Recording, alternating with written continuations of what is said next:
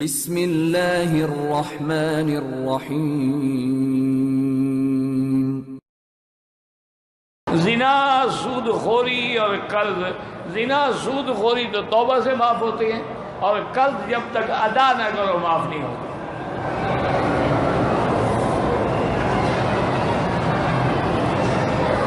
بالکل حرام ہے۔ داڑھی جو مونڈتے ہیں سالون پہ، ان کی کمائی حرام ہے۔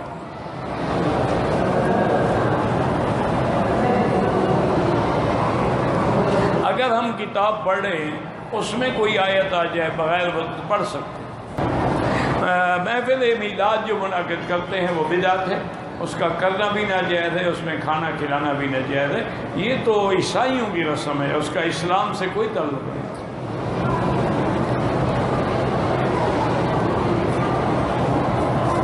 مجھے وضو، گیس، بہرحال اگر گیس کی بیماری ہے، ہر نماز کے لیے نیا وضو کرو، یعنی مغرب کے لیے جو وضو کیا ہے وہ عشاء تک کافی ہے، پھر عشاء کے لیے نیا وضو کرو۔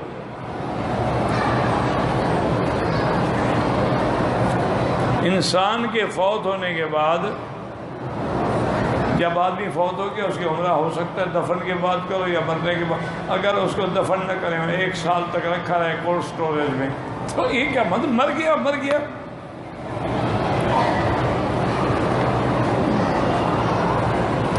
شوہر نے بیوی کو شرط لگا کر 3 طلاق 1 بار دیا ہے، بالکل 3 طلاق ہو گیا جناب۔ 1 بار دے اور 10 بار دے، 3 ہے، 1 ہے۔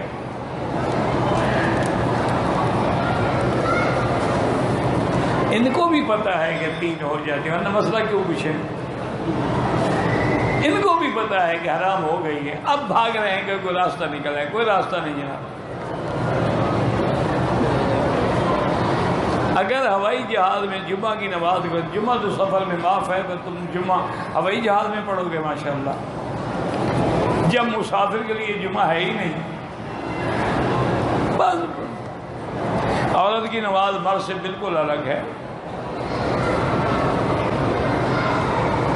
رمضان روزے کے دوران ہاتھ کے ذریعے اگر اس نے مشترنی کی انزال ہو گیا، کفارہ تو نہیں ہو گیا، روزہ ختم ہو گیا، دوبارہ روزہ بھی رکھے اور توبہ بھی کرے۔ کفارہ تب ہوتا ہے جب بیوی سے جماع کرے۔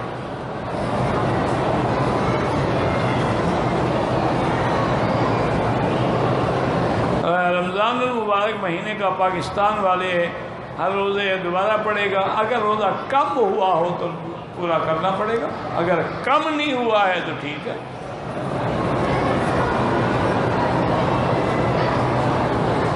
اگر مکے کا رہائشی اپنے رشتہ دار کے نام پہ قربانی کرے وہ بھی جائز ہے۔ اس کا حج افراد ہوگا، قربانی رشتہ دار کے نام پہ ہوگی۔ کسی پیر کے ہاتھ پہ بیعت کرنا اس زمانے میں بڑا ضروری ہے، لیکن خدا کرے وہ پیر بھی تو ملے نا، کوئی صحیح معنی میں مرشد بھی ملے جو ہدایت کا ذریعہ بنے، بننا بڑا ضروری ہے، لیکن مشکل بڑی ہے۔ ایک آدمی ایک ادارے کی طرف سے سامان خرد و نوش لانے پر مکمل ہے، ایک سٹور سے سامان خریدتا ہے، سٹور والا اسے ایک اضافی چیز دیتا ہے، وہ حرام ہے جناب۔ اس نہ خریدتے آپ تو وہ آپ کو اضافی چیز دیتا، تو جن کے لیے آپ خرید رہے ہیں وہ اضافی چیز بھی ان کی ہے، تمہاری نہیں ہے۔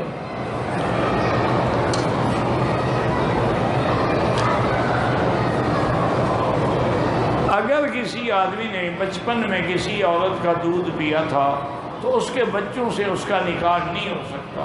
اس کی جتنی اولاد ہے اس کے بہن بھائی ہیں، وہ ماں بن گئی، اس کی اولاد بہن بھائی بن گئے۔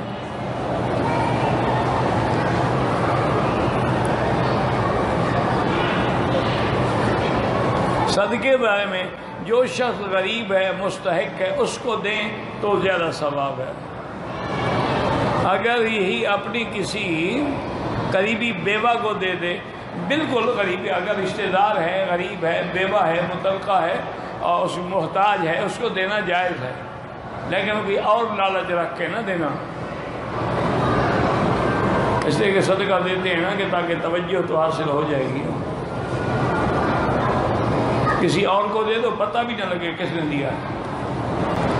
کہتے ہیں جی کسی آدمی نے اپنی بیوی کے پستان چوسے تو دودھ اندر چلا گیا، کوئی فرق نہیں پڑتا، بہرحال وہ تمہاری بیوی ہے، نکاح شکاح نہیں ٹوٹتا، اور اچھا بھی ہے کہ تمہیں مفت میں گھر میں بھینس مل گئی، دودھ بھی پی لیا، باقی فائدہ بھی اٹھا لیا، بہرحال نکاح نہیں ٹوٹتا، نکاح بڑا پکا ہے۔ وہ تو بچپن میں دودھ پیو تو پھر رضاعت ثابت ہوتی ہے، تم تو ماشاءاللہ شادی کے بعد پی رہے ہو۔